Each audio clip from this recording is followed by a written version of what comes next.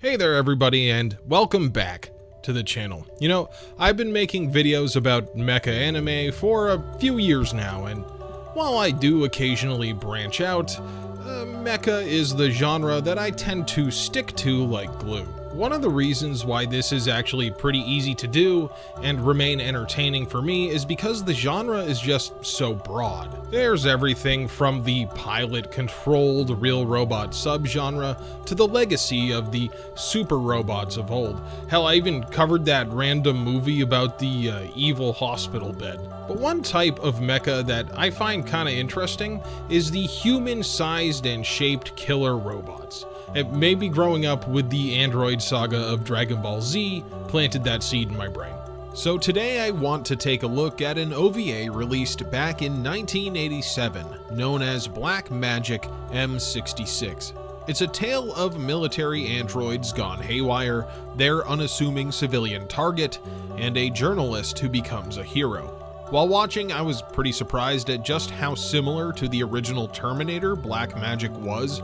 I was pretty much convinced that someone saw that movie and just said, "Yup, make that an anime now." So I was pretty surprised to find out that Blackmagic's original concept comes from a single volume manga of the same name. That was self-published in 1983, a year before James Cameron's Tale of Robotic Terror.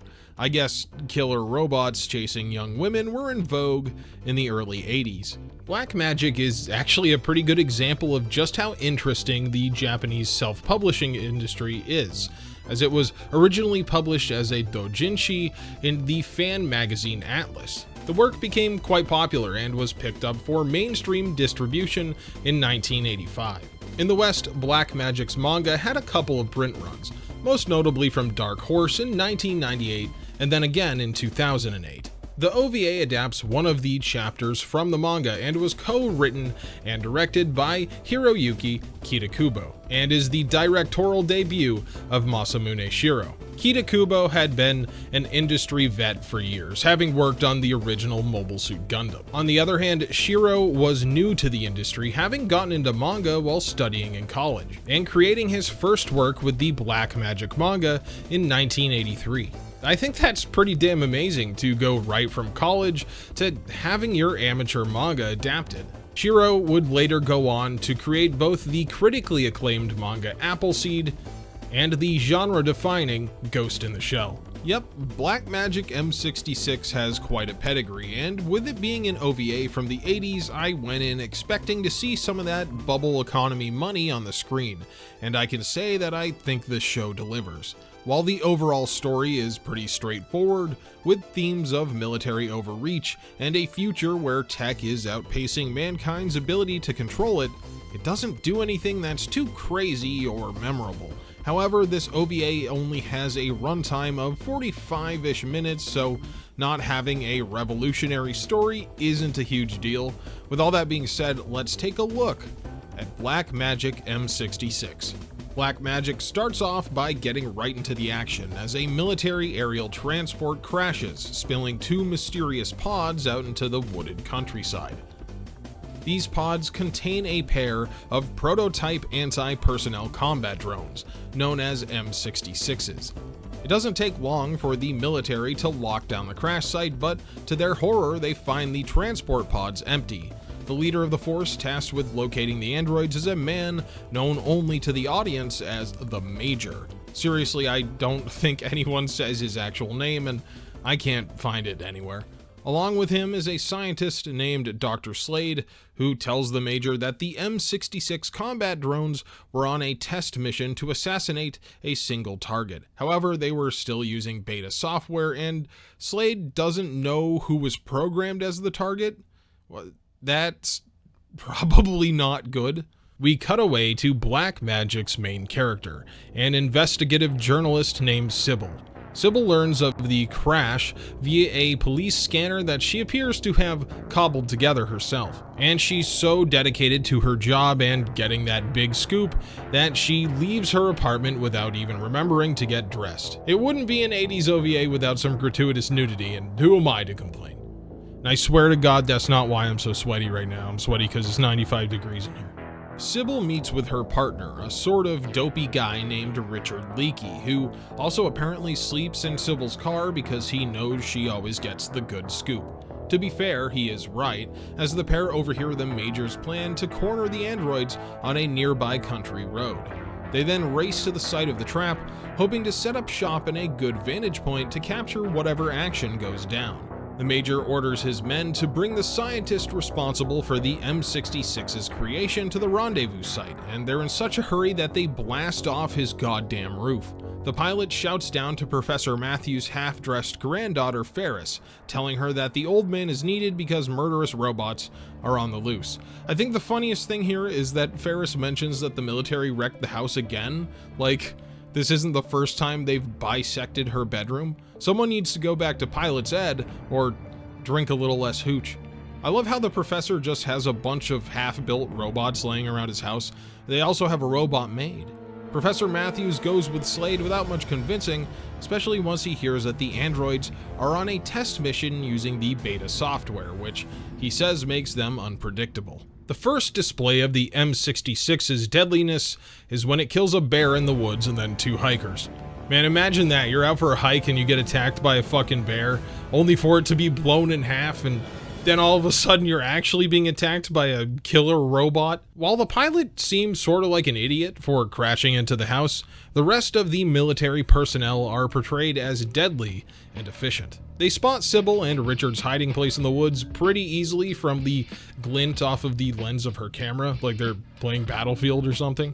And then they capture them and hold them hostage in a van. Before they can be knocked out with sedative, the androids launch an attack on the sharpshooters placed in the woods, and then an attack on the main group.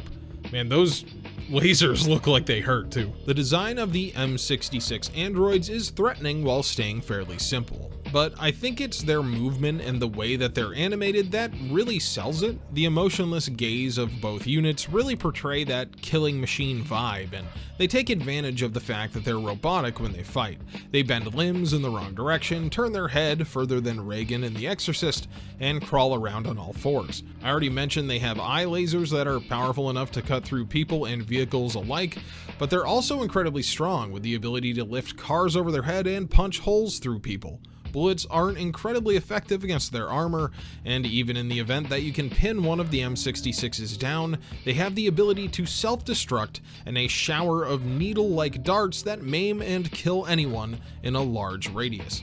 We see this demonstrated when the male android lunges at the Major, but his men are carrying around a big electromagnet that can be used to repulse its metal body. I love this, thought it was such a cool defensive weapon against this type of enemy, and luckily it comes back into play later in a pretty terrifying and intense scene.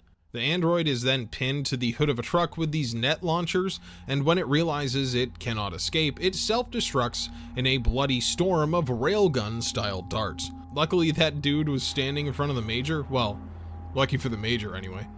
During the commotion with the male android, the female one slips away into the forest, and they realize that it must have continued to seek whoever its programmed target is. Professor Matthew freaks out, telling the Major that when he programmed the beta version of their operating system, he used his granddaughter Ferris for the test target data. Okay, look, I'm sorry, but even if you thought that version of the program would never be used, and even if the pod's activating was an accident from the crash, why the fuck would you do that? I mean, use yourself before your helpless granddaughter or the asshole neighbor who never returned your power tools or something, come on. During the commotion, the van that is holding Sybil and Richard rolls down a hill, and then the guard that is watching them has a big hole blasted through him. I really like the part here where Sybil tries to knock the guy that's watching them out by like punching him in the back of the neck, and he's just like, can you knock it off? They overhear the information about the target data and get back to Sybil's car. Sybil decides that she has to take things into her own hands, giving Richard all of the footage they shot before being captured and sending him off to the news station. Sybil still wants the big scoop and figures that the best way to get it is tracking down the professor's house. There's this kind of vague scene where they look at a newspaper clipping about Professor Matthew and she's like, I feel like I've seen this guy before, and then she just sort of knows where his house is. It's a little weird. Sybil finds a scene that indicates the android's obvious presence, including a car cut straight in half and half the house collapsing in on itself, although that one might have been the pilot from earlier pulling a 3-point turn. Inside, there's a video message from Ferris playing, telling the professor that she'll be out late at Rampling's bar with some friends. Whoops, guess being responsible screwed her on this one, because otherwise the M-66 would not have known where to look next. The scene also demonstrates that the androids are not only deadly in a straight-up fight, but also cunning as well. As Sybil leaves the house, she trips a trap left behind by the M-66, laid just in case Ferris returned before they could find her. Sybil leaves on a motorcycle and almost immediately crashes it. She then makes it to this big sci-fi city and steals a sky car, which is pretty cool and something I didn't really expect. Before we get to the big sci-fi city, everything about the setting that the audience is shown isn't like too crazy futuristic, besides maybe the military's transports.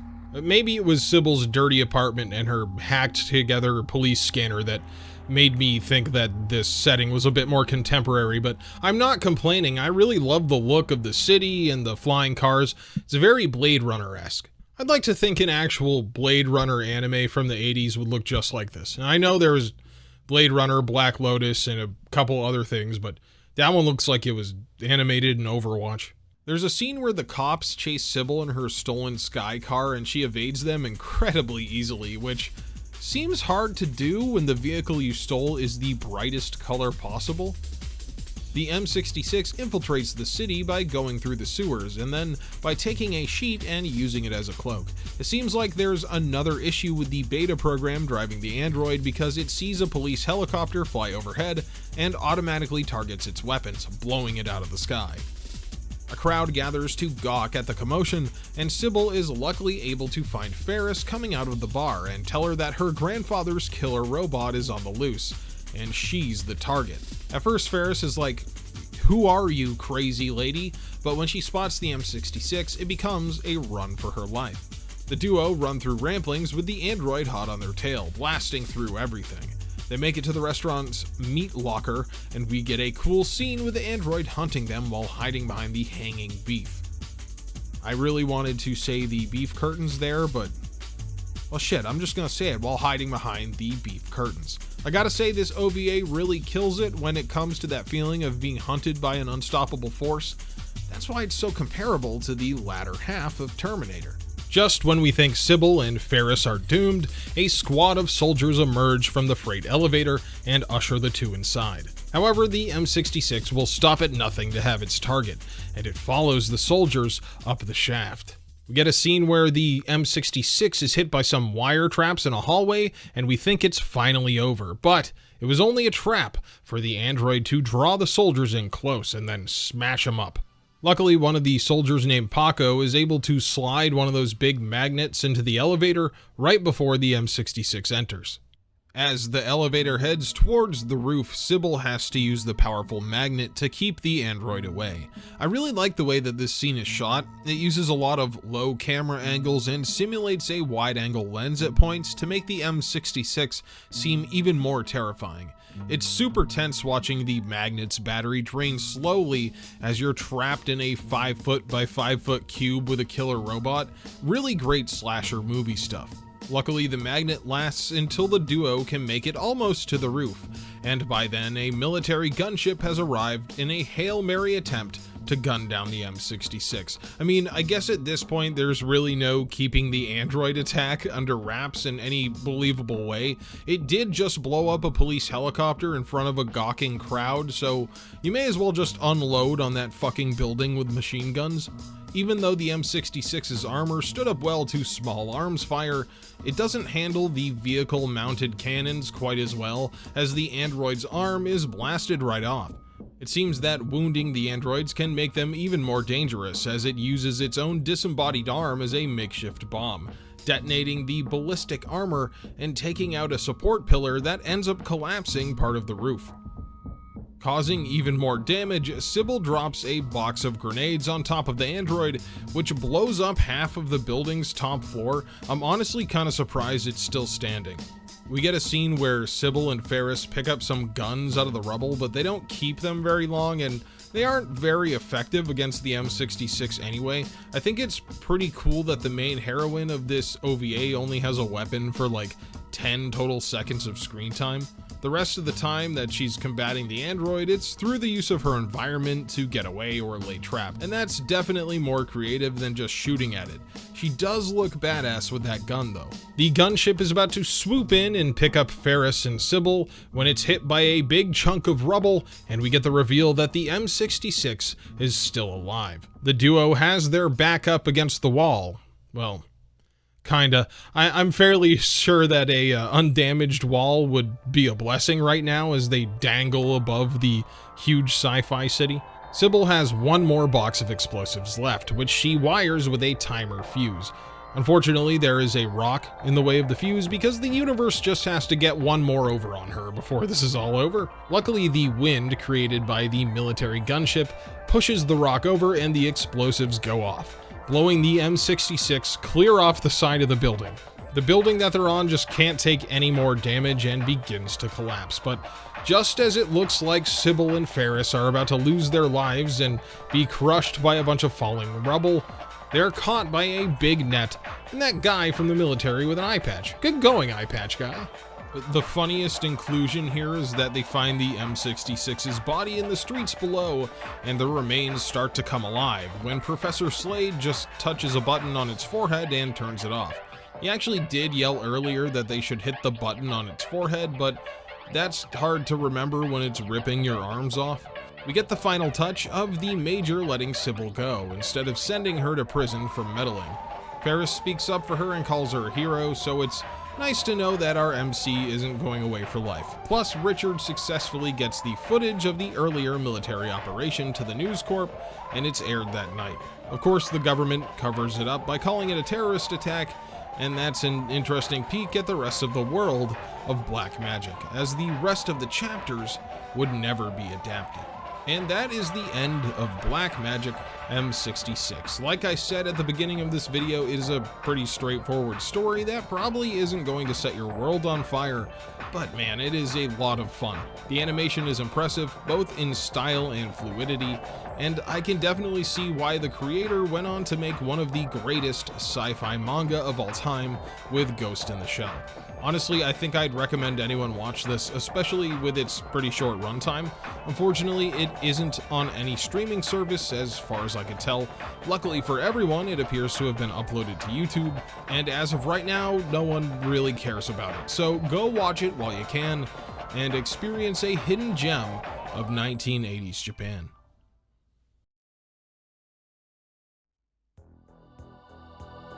Hello everybody and welcome to today's end card. Thank you for watching this far, all the way to the end. If you watch this far, you're just a little peach, aren't you? Well, let me go ahead and thank my channel members, aka Batosai, Argent, Griever, Azure, Windress, Brian Sanchez, Chris Goodnow, Daniel Johnson, Deanne O'Connor, Grim07, Harmonious, Hidden Insanity, Jessica Solberg, J Lamb, Joe Castellanos, Joe Cavazos, Johnny G, Canto 20, McLean Nugent, The Crawl, Trey Hardy, Video Gamer 75, Zappa Slave, and Zach Jones. Thank you all so much for continuing to be channel members. It means a lot to me that I now have over 20 people just throwing me a tip, basically, because they enjoy the videos. Thank you. I do really appreciate it. I hope you guys liked this video. Blackmagic was really interesting. It kind of gave me like a little bit of a break after going on a long-ish, very hot camping trip. It was nice to just do something that was kind of short. Coming up is, I don't think I talked about it yet, but I am doing a video for Aldnoah Zero just to get a 2010s video out. I just kind of felt like watching it. I'd already watched that show and couldn't really remember anything about it, so that will be kind of fun to go over. And then Dunbine will be probably after that. I am going to branch out a little bit, and I am planning on doing a video on Angel Cop, which is, well, it's something. I do love me some 80s OVAs, so other than that, what do I have planned? I am planning something for Halloween this year. I'm not going to announce it yet, but keep your eyes out for like a promo video, probably sometime near the end, like the last 2 weeks of September, because I'm already working on the Halloween stuff this year, and I think it's going to be really fun, and I'm kind of excited for it. Other than that, I do have the gaming channel, as always. We are currently doing a playthrough of Pokemon Yellow over there, and that's fun because I haven't played Pokemon Yellow since I was like 11. And also we are playing through some of the good Call of Duty campaigns from like the 360 era. So if that sounds like something that interests you, we have just like a chill time over there. It's just like classic style Let's Plays. So enjoy that if that's something that sounds interesting. Anyway, thank you all for watching. I hope you've all enjoyed this video about Blackmagic M-66, and we will see you again very soon. Have a good one.